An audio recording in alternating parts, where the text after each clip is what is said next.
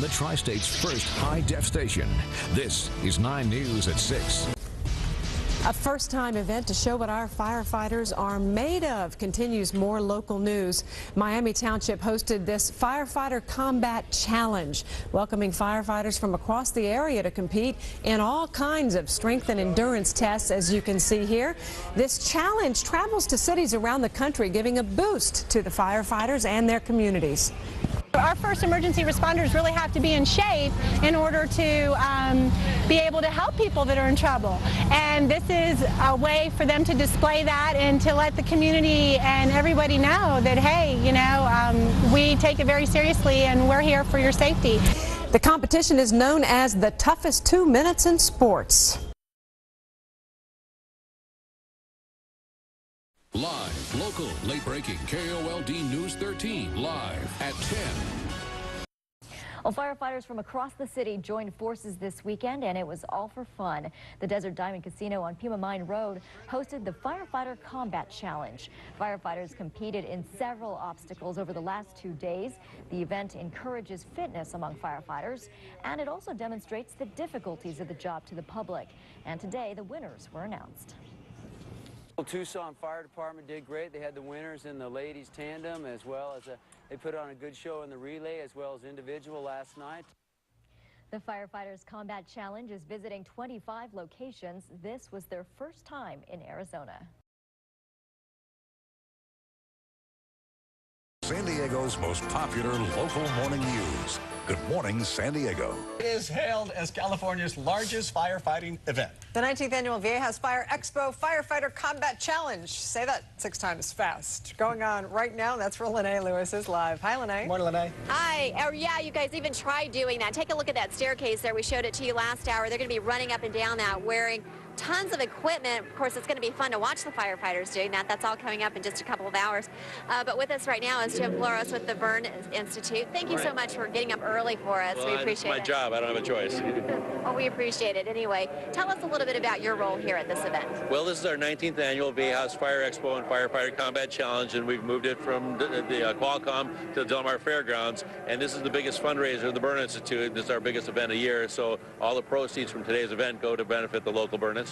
And what a great idea to bring it here to the fairgrounds during the fair, because people can come in and enjoy the rides and the food and then come see the show. That's all at the same place. We've got a captive audience. We're looking at something like 80,000 people at the fair today. This is the largest fire service event in California, the largest fire and burn prevention event. We're giving away a lot of wildfire guides, fire and burn prevention education, smoke alarms. This is a great place for everybody to come down, see the firefighters, and help a worthy cause. That's right, because it is going to be fun to watch them running up and down that staircase and doing their thing out here in the arena.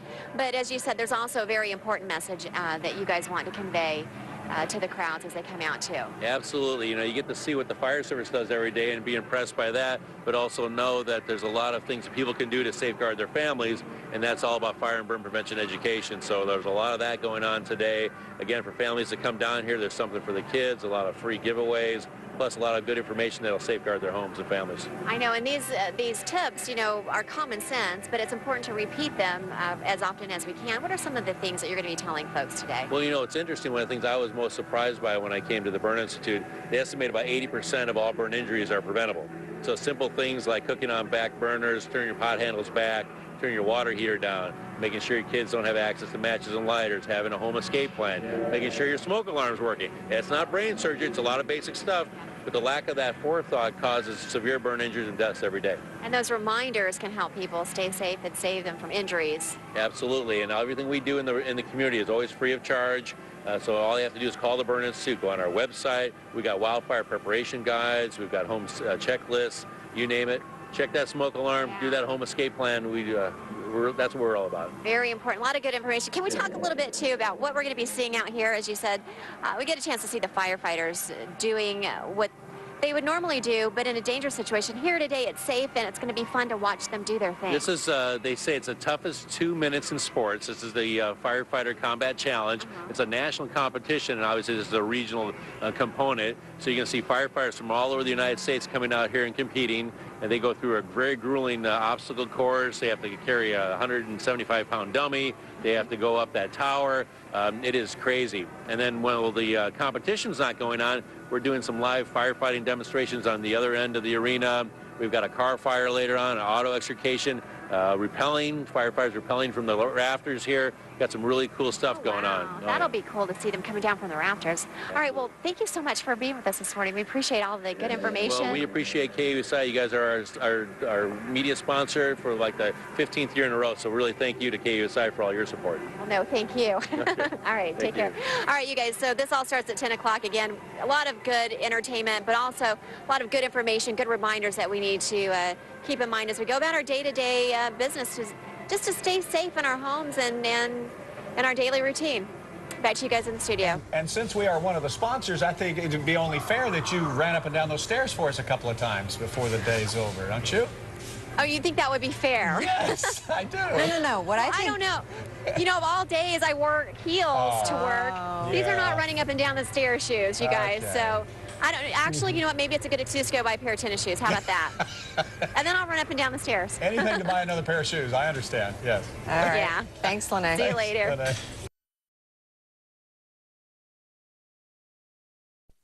You're watching WLBT News. 3 on your side.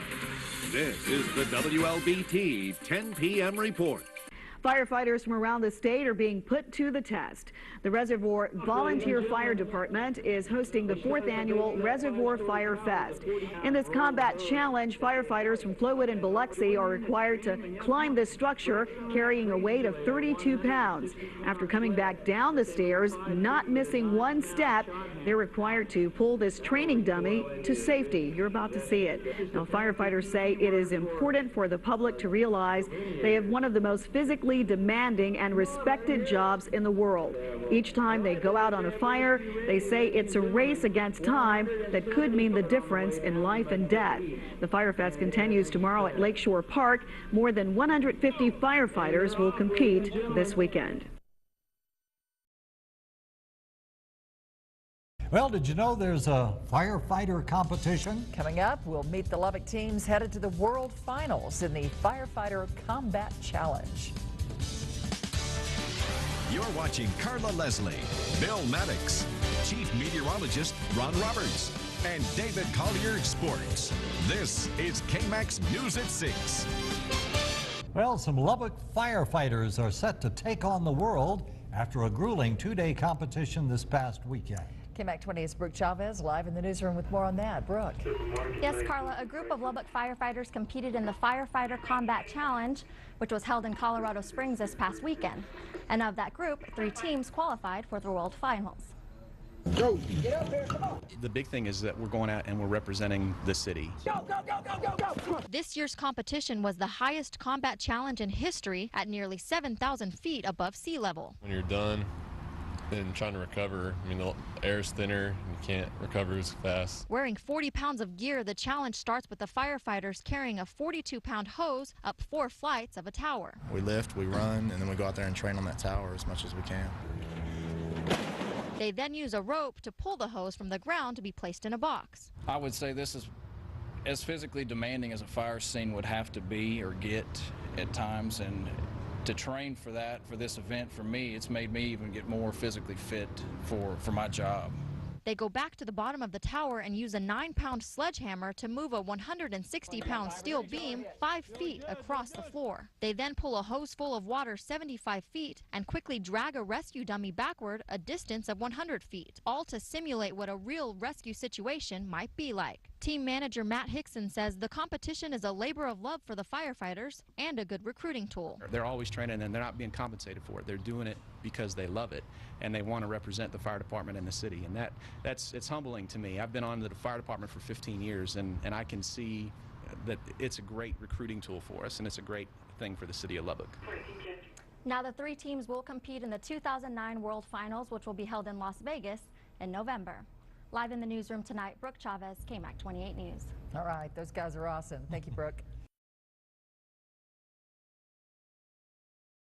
When firefighters train, they know they may have to put their lives on the line, but few of us ever see those skills in action.